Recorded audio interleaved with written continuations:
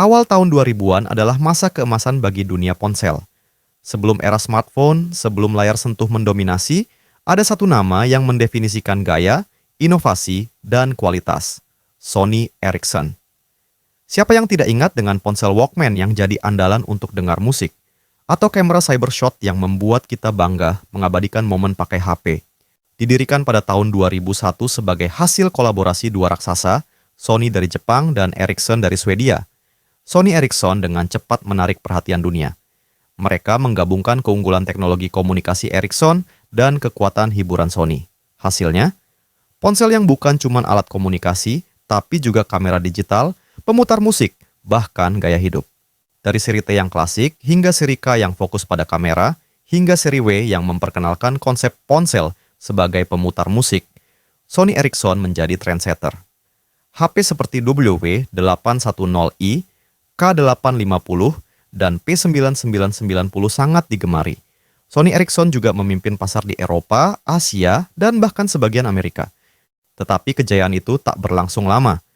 Pada tahun 2007, Apple meluncurkan iPhone. Dunia ponsel berubah seketika. Multitouch, App Store, dan sistem operasi yang intuitif menjadi standar baru. Sony Ericsson terlambat bereaksi. Mereka terlalu nyaman di zona aman.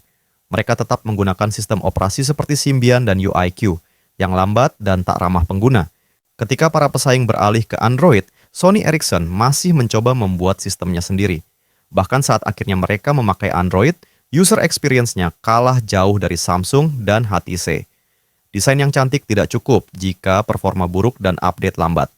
Di balik layar, kolaborasi Sony dan Ericsson ternyata tak selalu mulus. Perbedaan visi, birokrasi yang rumit, dan lambatnya pengambilan keputusan membuat mereka kesulitan beradaptasi. Pasar berubah cepat, tapi Sony Ericsson lambat bergerak. Pada tahun 2012, Sony resmi membeli seluruh saham Ericsson. Merek Sony Ericsson pun dihapus. Sejak saat itu, ponsel mereka hanya bernama Sony.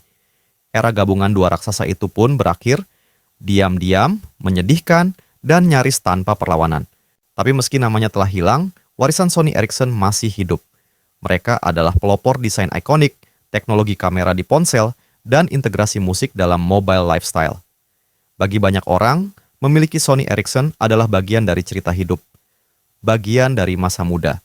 Kita mungkin tidak akan melihat ponsel Sony Ericsson lagi, tapi dalam setiap nada dering, setiap foto lama yang pernah diambil, nama itu tetap hidup. Sony Ericsson bukan hanya ponsel. Ia adalah bagian dari sejarah dan kenangan. Pernah punya Sony Ericsson? Tulis model favoritmu di kolom komentar. Jangan lupa like dan subscribe untuk kisah teknologi lainnya.